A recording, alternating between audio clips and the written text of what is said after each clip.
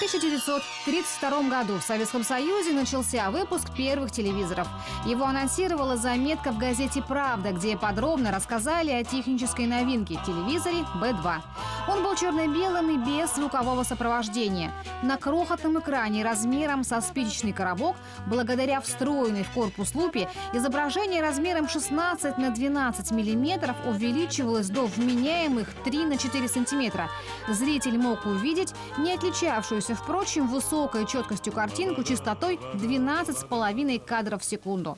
Солист Всесоюзного радиокомитета Владимир Нечаев исполнит песню композитора Блантера «Под звездами балканскими».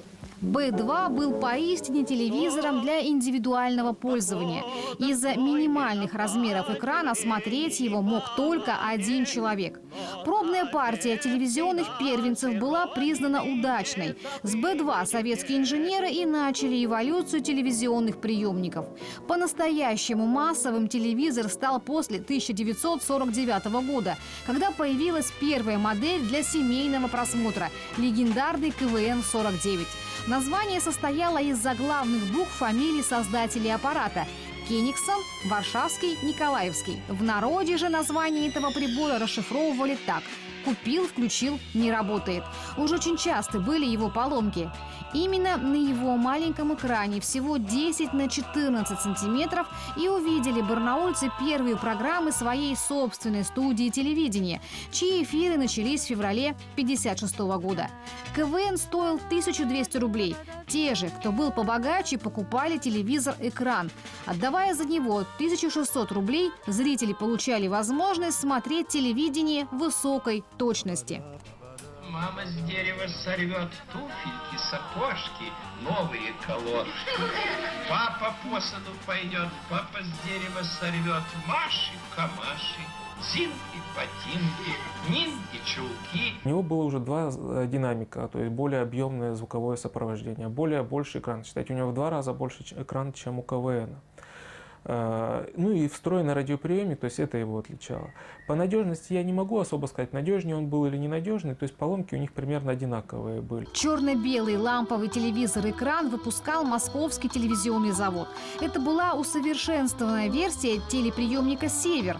Они отличаются друг от друга лишь внешним оформлением, расположением ручек управления и незначительными изменениями в схеме. Это был довольно интересный телевизор, у него крупный экран был по тем временам, то есть 31 сантиметр.